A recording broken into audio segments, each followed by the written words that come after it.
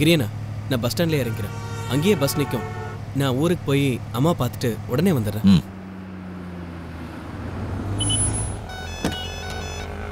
கிரியனா, நான் வழியிலே இறங்கின விஷயம் கௌரி அக்காக்கு தெரிய வேண்டாம். உங்களை தனியா விட்டு போனேன்னு பயங்கரமா திட்டுவாங்க. நீ போ, அதில் நான் பார்த்துக்கிறேன். சரி, வரேன்னு.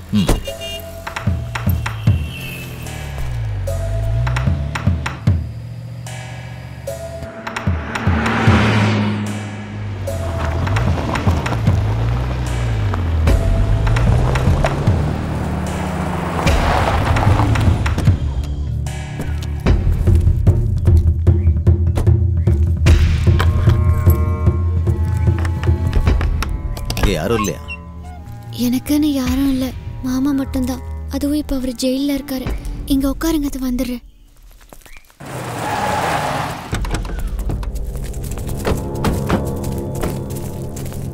எங்க அவ? உள்ள இருக்கா, வர சொல்லுமா? சொல்றேன். பணம் கொண்டு வந்தியா? இல்ல. அப்படியா? இனிமே உனக்கு இந்த வேஷம் தேவைப்படாது. தேவையில்லாம எதுக்கு போத்திட்டு இருக்க? எடுத்து தொலை.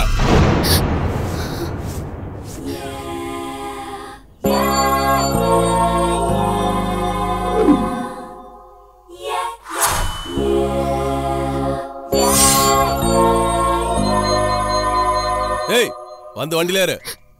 என்ன ப்ராப்ளம்? அத உன்கிட்ட சொல்ல வேண்டிய அவசியம் இல்ல. டேய், ஓகே, வண்டியில போடுடா.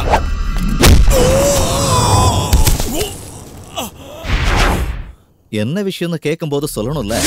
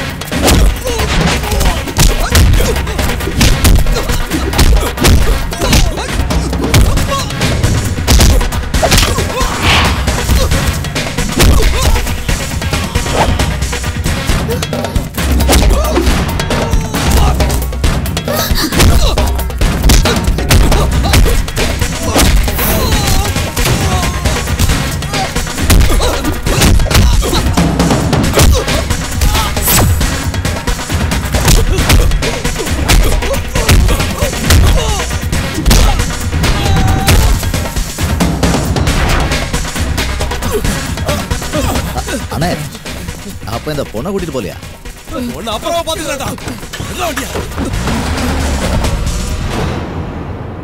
என்ன இது? அந்த பணத்தை எங்க வச்சிருக்கீங்க? எந்த பணம்? ஆக்சிடென்ட் நடக்கும்போது கார்ல இருந்த பணம், 50 லட்சம் ரூபாய். ஆக்சிடென்ட் நடந்த இடத்துக்கு நீங்க தானே முதல்ல வந்தீங்க. உங்களுக்கு தெரியாம அந்த பணம் எங்கேயும் போயிருக்காது. 50 லட்சம் ரூபாயா? அப்போ உனக்கு இன்னும் மயக்கம் தெரியலன்னு நினைக்கிறேன். நினைவு திரும்பினதுக்கு அப்புறம் தான் எனக்கே புரிஞ்சுது அந்த கார்ல அவ்வளோ பணம் இருந்ததுன்னு. அவங்க என்ன ஏமாத்திருக்காங்க. என்ன சொல்ற நீ? எனக்கு எதுவும் புரியவே இல்லை. என்னோட மாமாவை பாண்டிச்சேரியில வச்சு போலீஸ் அரெஸ்ட் பண்ணிட்டாங்கன்னு நான் பேப்பர்ல படிச்சுதான் தெரிஞ்சுக்கிட்டேன். தேவராஜ் சார் கிட்ட எங்க மாமா டிரைவரா இருந்தாரு.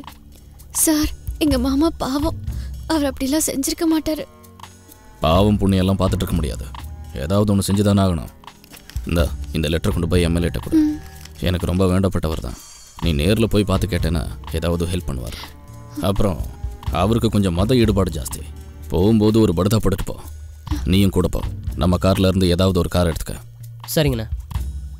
அப்படி வரும்போது தான் ஆக்சிடென்ட் ஆயிடுச்சு. கண்ணு திறந்து பார்க்கும்போது ஹாஸ்பிட்டல்ல தேவராஜ் சார் இருந்தாரு. இங்க பாருமா, நீங்க போன கார்ல 50 லட்சம் ரூபாய் பணம் இருந்தது. டிரைவரோட டெட் பாடி வரைக்கும் கிடைச்சிருச்சு. ஆனா அந்த பணம் மட்டும் இல்லை. இது பிளாக் மணியா இருக்கிறதுனால நாம போய் போலீஸ்லயும் சொல்ல முடியாது. அப்படியே போய் சொன்னாலும் உன் மாமா மாதிரியே நீயும் ஜெயிலுக்கு போக வேண்டியதான். ஒரு விஷயம் கன்ஃபார்ம், அந்த ஸ்பாட்டுக்கு முதல்ல வந்தது உன்னை காப்பாற்ற வந்தவங்க தான். அந்த பணத்தை அவங்க தான் எடுத்துட்டு போயிருக்கணும். நீ அந்த பணத்தோட வர. ஒருவேளை நீ பணத்தோட வரலன்னு வச்சுக்க, உன்னோட இறுதிச் சடங்குக்கு உன் மாமனை பரோல்ல இருக்கிறதுக்கும் நான் தான் போக வேண்டியிருக்கும். உங்க கூட தங்கி அந்த பணத்தை எப்படியாவது எடுக்கணும்னு தான் நான் ட்ரை பண்ணேன். அன்னைக்கு ராத்திரி உங்க ரூமுக்கு வந்தது கூட நான் தான். பணத்தை திருப்பி கொடுக்கலனா தேவராஜ் சார் எனக்கு கொன்னுடுவேன்னு மிரட்டினாரு. எனக்கு வேற வழி தெரியல. உங்க கூட இருக்கிற யாரோ தான் அந்த பணத்தை எடுத்திருக்கணும். தயவு செஞ்சு அந்த பணத்தை திருப்பி கொடுத்துருங்க. வா. வண்டியில் வந்து உட்காரு. கௌரி கௌரிக்கு நான் சொல்லி புரிய வச்சுக்கிறேன். பணத்தை என் கூட இருக்கிறவங்க தான் எடுத்தாங்கன்னா அந்த பாவத்தை என்னால் சுமக்க முடியாது. வா. ஹலோ கௌரி, கிரி எங்கம்மா இருக்கா? அதான் சொல்லு. அதான் கூப்பிட்டும் கிடைக்கல. நீ ட்ரை பண்ணிக்கிட்டே இரு. கிடைச்ச உடனே எனக்கு கூப்பிட்டு சொல்லு. அப்புறமா மிதுன் அரெஸ்ட் பண்ணிட்டு அந்த படத்தை போட்டிருந்த பொண்ணை இடிச்சு கொள்ள ட்ரை பண்ண அந்த டேங்கர் லாரி மிதுனோடது.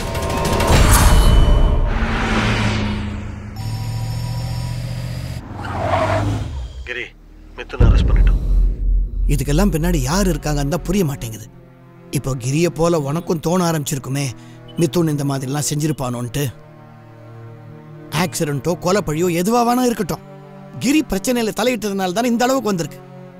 யாரோ பழி வாங்கணுங்கிற நோக்கத்துல தான் இவனை இதுல மாட்டி விட்டுருக்காங்கன்னு எனக்கு தோணுது. இல்லையாம்மா?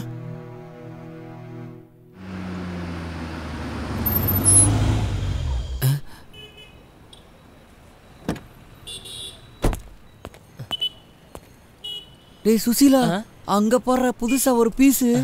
இது யாரா இருக்கும்? ஹலோ அட்வொகேட், என்ன பிரச்சனைனா வழக்கமா சீக்கிரம் வருவீங்க, இன்னைக்கு லேட்டா வரீங்க? ஒண்ணும் இல்ல, ஒரு முக்கியமான வேலை. வர வழியில ஒரு கோயிலை பார்த்தேன், அப்படியே போயிட்டு வந்தேன். அப்புறம் வக்கீல என்ன விசேஷம்? ஒண்ணும் இல்ல, செருப்பா இருந்துருச்சு, மாத்திட்டு வந்தேன்.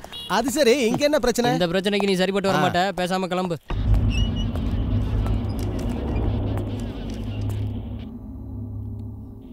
இதோ ஆர்சி புக்கோட காப்பி, சேலம் ரிஜிஸ்ட்ரேஷன். புக்கில் இருக்க அட்ரஸை பார்த்தியா? சரியா இருக்குல்ல? சம்பவம் நடந்தப்போ வண்டியை ஓட்டினது யாரு, இதுக்கு பின்னாடி நீ யார் யார் இருக்கா, எல்லாம் விசாரிச்சாதான் ஒரு முடிவுக்கு வர முடியும். அவனுக்கு உடனே ஜாமீன் கிடைக்குமா? சான்ஸே இல்லை. நீ அன்னைக்கு அவ்வளோ ஸ்ட்ராங்காக சொன்னதுனால தான் 302லையும் 304லையும் கேஸ் ஃபைல் பண்ணுறதுக்கு அவ்வளோ சுலபத்தில் ஜாமீன் கிடைக்காது. கிடைக்க கூடாது. மோட்டிவெல்லாம் நான் கொண்டு வரேன், ஐ விட்னஸ் வரைக்கும். நான் வெளியே வர முடியாத அளவுக்கு எல்லா வேலையும் செஞ்சிட்டல. ஊருக்கும் வீட்டுக்கும் அடங்காம வாழ்ந்துகிட்டு இருக்கிறவங்களுக்கு அதுதான் நல்லது, ஆயுள் தண்டனை. மற்றவங்களாவது நிம்மதியா இருக்கலாம்ல.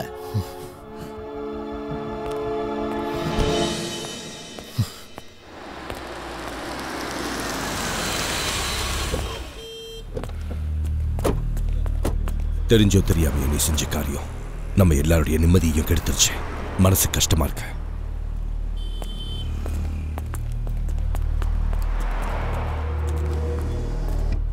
அவன் வண்டின்னு தெரிஞ்சுக்கிட்டு நான் இதை செய்யலை. ஆனால் உங்கள் மனசு வருத்தப்படும்னு எனக்கு நல்லா தெரியும். இருந்தாலும் விட மாட்டேன். எந்த ஆக்சிடென்ட் கேஸாக இருந்தாலும் என்னால் விட முடியாது. உண்மை எல்லாருக்கும் புரியணும். நான் மட்டும் புரிஞ்சுக்கிட்டா போதும்ல? நான் புரிஞ்சுக்கிட்டேன். மிதுன் தான் இதை செஞ்சாரு. இதை பாரு, தேவையில்லாம உன் பிடிவாதத்தால மற்றவங்களை வேதனைப்படுத்தாத. உங்களோட கொஞ்சம் பேசும் வா.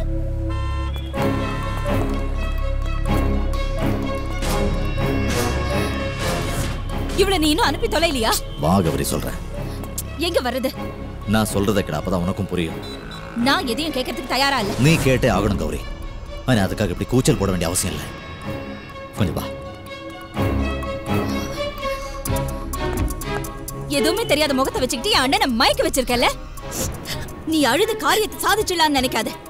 மரியாதை இங்க இருந்து போயிடுறீ. கௌரி பேசாத. நேத்து புதுசா வந்த இவ உனக்கு பெருசா போயிட்டால. வழியில போற ஒரு தேர்ட் ரேட்டட் கேவலமான ஒருத்திக்காக நீ வரிஞ்சு கட்டிட்டு பேசுறியா?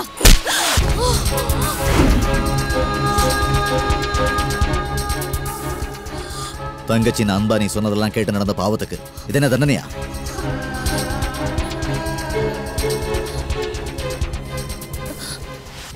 இனி நான் சொல்றேன், நீ எதுவும் செய்ய வேண்டாம். உன் தங்கச்சி நீ மறந்துரு. எனக்கு யாரும் இல்ல.